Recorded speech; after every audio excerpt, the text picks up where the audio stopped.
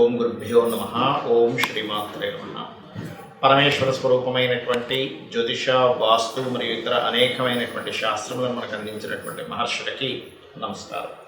హయగ్రీవ హయగ్రీవ హయగ్రీవేతియో వదేత్ తస్య నిస్సరతే వాణీ జన్హుకన్యా ప్రవాహవత్. అరుణాం కరుణాతరంగితాక్షీం ధృతపాశాంకుశపుష్పబాణచాపాం అనిమాదిభిరావృతాం మయూకైః అహమిత్యేవ విభావయే భవానీం. శ్రీమాత్రే నమః.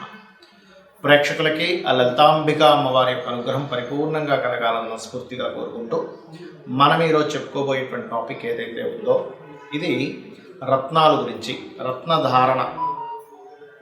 అయితే ఇక్కడ చాలామందికి సంశయం ఉంది. ఏమిటంటే ఎలాంటి రత్నం ధరించాలి, నిజంగా రత్నానికి అంత పవర్ ఉంటుందా, రత్నం ధరించగానే ఒక్కసారిగా దశ మారిపోతుందా? కొంతమంది కొన్ని ఫేక్ చెప్తూ ఉంటారు, ఈ రత్నం పెట్టుకుంటే కోటీశ్వర్లు అయిపోతారు. అది ఎంతవరకు నిజం? అసలు రత్నం ఎట్లా పనిచేస్తుంది, ఎవరు ఏ రత్నం ధరించాలి అనేటువంటి అనేకమైనటువంటి విషయాలు చెప్తుంది నేనైనప్పటికీ కూడా చెప్పిస్తుంది సాక్షాత్ లలితామ్మవారిగా భావిస్తూ ఒక్కొక్క రత్నం గురించి తెలుసుకుందాం. రాహువుకి సంబంధించిన బలం పెంచుకోవడానికి చాలామంది గోమేధికం పెట్టుకుంటూ ఉంటారు. నిజంగా ఈ గోమేధికం పెట్టుకోవచ్చా పెట్టుకోకూడదా అంటే, లగ్నానికి శుభుడైతే కొంతవరకు మీకు ఎలిజిబుల్ అవుతుంది. ఎలాగా అంటే లగ్నానికి ఏ లగ్నానికి రాహు శుభుడు అవుతాడు అంటే, రాహుగ్రహానికి సంబంధించినటువంటి ఇది శనివర్గ లగ్నము అంటారు. అంటే శనివర్గ సంబంధించింది రాహు. కాబట్టి సహజంగా వృషభ లగ్నము, మిథునము, కన్యా, తుల, మకర, కుంభ లగ్నాల వాళ్ళు ఆ లగ్నాన్ని శుభుడే కదా అని పెట్టుకుంటారు. కానీ నేను చెప్పేది ఏంటంటే, ఈ రాహు కేతువు ఛాయాగ్రహాలు. రాహుది రత్నం పెట్టుకోవడం కూడా మధ్యవేలికే పెట్టుకోవాలి. మధ్యవేలికి శనికి సంబంధించింది, శుక్రుడికి సంబంధించింది, రాహుకి సంబంధించింది పెట్టుకోవచ్చు, గుర్తుపెట్టుకోండి. అయితే ఇక్కడ ఈ రాహుగ్రహానికి సంబంధించినటువంటి రత్నధారణ చేసేటప్పుడు ముఖ్యంగా మీరు దుర్గాదేవి ఆరాధన ఎక్కువగా చేస్తుంటే అది అక్కడి నుంచి ఏదైనా బ్యాడ్ ఎఫెక్ట్స్ ఉన్నా తొలగుతాయి. అయితే చాలామంది సినిమా ఫీల్డ్లోకి రాణించడానికని, కెమెరా ఫీల్డ్లో రాణించడానికని, ఆన్లైన్లో రాణించడానికని, విదేశాలకు వెళ్ళడానికని పెట్టుకుంటారు. అయితే నిజంగానే మీ జన్మజాతకంలో సినిమా ఫీల్డ్ ద్వారా ధనయోగం ఉందా, విదేశాలకు వెళ్ళడం ద్వారా యోగం ఉందో లేదో చూసుకొని ధరించండి. అప్పుడే మీకు అది పనికి వస్తుంది. ఎలా అంటే, బాడీలో పలానా వైటమిన్స్ తగ్గాయి అన్నప్పుడు ఏం చేస్తాం, పలానా వైటమిన్స్ ఏ ఫుడ్లో ఉందో, ఎటువంటి క్యాప్సూల్స్ తీసుకోవడం వల్ల వస్తుందో, ఎటువంటి సప్లిమెంట్స్ తీసుకోవడం వల్ల వస్తుందో అవి తీసుకోవడం ద్వారా పెంచుకుంటాం మనం కదా. It is same. మనకి లగ్నానికి శుభుడు పాపి ఒక ఎత్తు అయితే, ఇప్పుడు మనం చెప్పుకున్నాం వృషభ, మిథున, కన్యా, తుల, మకర, కుంభ లగ్నానికి రాహు శుభుడు అని. కానీ ఒక్కొక్కసారి మిగతా లగ్నాలకు కూడా రాహు ఉన్న పొజిషన్ కనుక బాగుంటే ధరించవచ్చు, తప్పేం కాదు. కానీ అది క్లీన్గా అబ్జర్వ్ చేసి పెట్టుకోవాలి. చాలామంది నీకు అన్నీ పెట్టేసుకుంటారు. అన్నీ పెట్టేసుకోవడం వల్ల ఏ ఉపయోగం ఉండదు. ఇక్కడ ఏంటంటే ఇంకొంతమంది అడుగుతుంటారు, ఏమంటే నవరత్నాలు ఉంగరం పెట్టుకోవచ్చు అని. చిన్నగా ఉంటాయి నవరత్నాలు, అది అందరూ పెట్టుకోవచ్చు, దానికి ఏమి ఇబ్బంది లేదు. కానీ పెద్ద పెద్ద ఉంగరాలు అన్నీ పెట్టేసుకుంటారు. దానివల్ల ఏదో వాళ్ళకి మనోధైర్యం, నేను ఉంగరం పెట్టుకున్నాను కాబట్టి బాగుందని. కానీ న్యాచురల్గా అసలు ఆ యొక్క రత్నం నిజంగానే పనిచేస్తుందా, నిజంగానే సపోర్ట్ చేసే యోగం ఉందా, నిజంగానే మీకు మీ జన్మజాతకంలో ఆ రత్నం శుభుడయ్యాలో లేదో తెలుసుకోవాలి. అయితే కొంతమందికి మాత్రం రాహు కనుక పనికి వస్తే రత్నం పెట్టుకోవడం ద్వారా కొంత విదేశీ యోగాలు కలగడం కానివ్వండి, అదేవిధంగా కొద్దిగా ఆన్లైన్ త్రూగా చేసేటువంటి ప్రయత్నాలు ఫలించడం కానివ్వండి, అనవసరమైన అపోహలు, భయాలు పోవడం కానివ్వండి, ఇటువంటి ఫలితాలు మాత్రం ఖచ్చితంగా జరుగుతాయి. అందులో ఎటువంటి సందేహం లేదు. కానీ ఇదే రాహు కనుక పాపే ధరించుకుంటే కనుక ఇంకా ఊహలు పెరిగిపోతాయి, అనవసరమైన ఇమాజినేషన్స్ పెరిగిపోతాయి. అనవసరంగా ఇమాజినేషన్స్ని వాటిని పెంచుకొని ఇబ్బంది పడతారు. అంటే లేనిపోనివి ఉన్నవి లేనట్టుగా, లేని ఉన్నట్టుగా భ్రమపడుతూ ఉంటారు. సో ఈ యొక్క విషయంలో జాగ్రత్త తీసుకోవాలి రాహు సంబంధించి పెట్టుకునేటప్పుడు. అలాగే రత్నాలు కేవలం ఉంగరాల వరకే కానీ మామూలుగా చెవులకో, మెడలకో ఇట్లాంటి వాటికి ధరించేటప్పుడు మాత్రం ఇబ్బంది ఏమీ లేదు, హ్యాపీగా ధరించవచ్చు. ఇక్కడ మీరు తెలుసుకోవాల్సింది ఏంటంటే, ఏదైనా ఒక రత్నం ధరించేటప్పుడు ఫస్ట్ మీ లగ్నానికి శుభుడా పాప ఇది ఫస్ట్ ఆప్షన్. రెండవది ఆ శుభుడు శుభుడుగానే ఉన్నాడా, పాప సంబంధం కలిగి ఉన్నాడా అనేటువంటి దాన్ని చెక్ చేసుకోవాలి. మూడవది మీకు పాపి అయినప్పటికీ కూడా శుభ ఫలితాలు ఇచ్చే దాంట్లో ఉన్నాడా. ఈ మూడింటిని తీసుకొని మీరు రత్నం ఎంపిక చేసుకోవాలి. ఇక మరొక విషయం ఏంటంటే, ఇక్కడ ఒక రత్నం పెట్టుకునేటప్పుడు ఎప్పుడు కూడా ఈ రత్నం పెట్టుకోగానే నేను ఏదో కోటీశ్వరుని అయిపోతాను, 1000 కోట్లు సంపాదించేస్తాను, 100 కోట్లు సంపాదిస్తాను అనే కాన్సెప్ట్లో ఎప్పుడు పెట్టుకోకండి.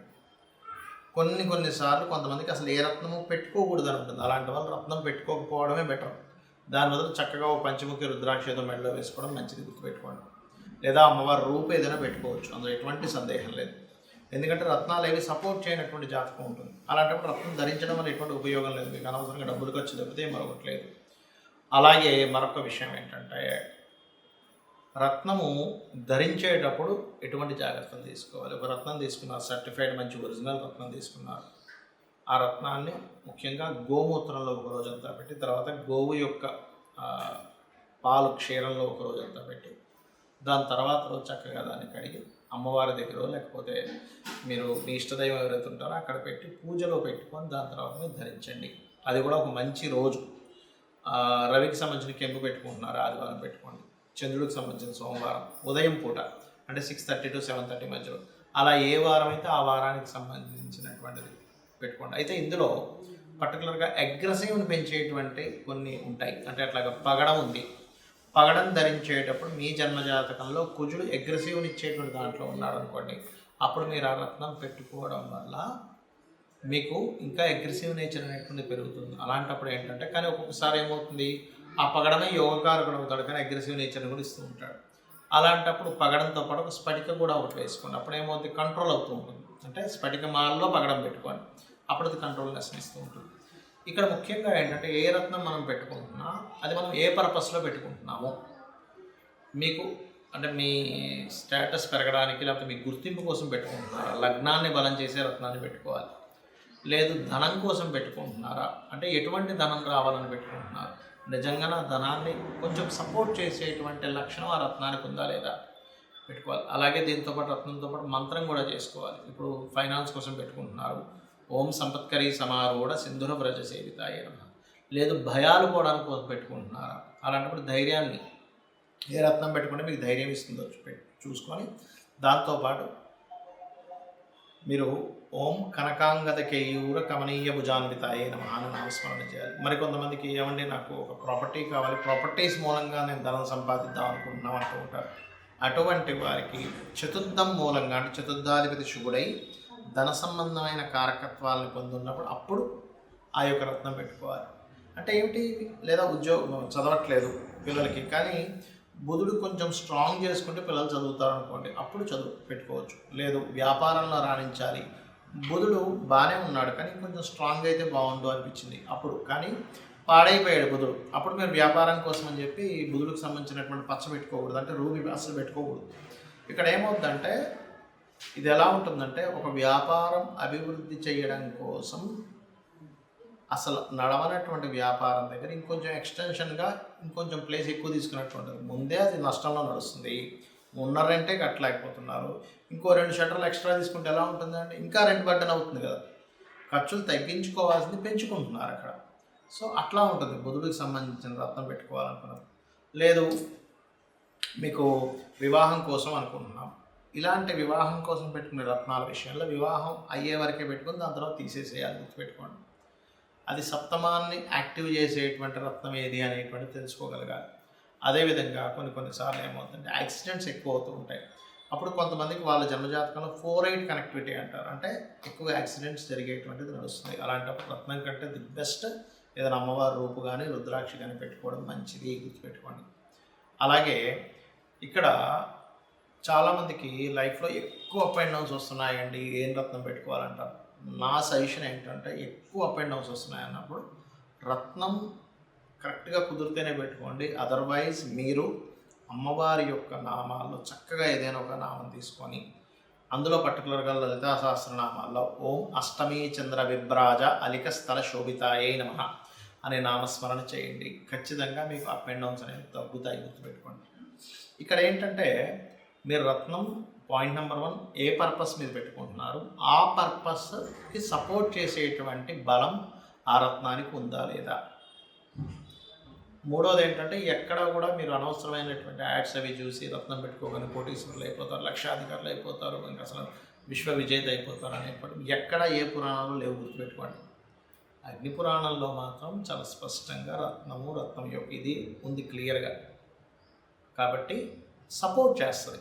ఎక్కడా కూడా మీ దశను పూర్తిగా మార్చేసేయడం, మీరు ఏ పని చేయకపోయినా ఇంట్లో కూర్చుంటే డబ్బులు రావడం ఇట్లాంటివి ఏమీ ఉండవు. రత్నధారణ వల్ల మీ పనికి కొంత సపోర్ట్ చేస్తుంది, మీ మానసిక స్థితికి కొంత సపోర్ట్ చేస్తుంది, మీలో తెలియని ఒక బలాన్ని పెంచుతుంది. అంతవరకు ఉంటుంది దాని ప్రభావం. అంతేగాని పూర్తిగా ఏదో మారిపోతుంది ఈ రత్నం పెట్టుకోవడం వల్ల అని అనుకోకండి. అది కూడా కరెక్ట్ రత్నం పెట్టుకుంటేనే సపోర్ట్ చేస్తుంది, అదర్వైజ్ అలా సపోర్ట్ చేయదు. ఇది గుర్తుపెట్టుకోండి. అమ్మవారి యొక్క అనుగ్రహంతో మీ అందరూ బాగుండాలని మనస్ఫూర్తి కోరుకుంటూ శ్రీమాత్రే నమః.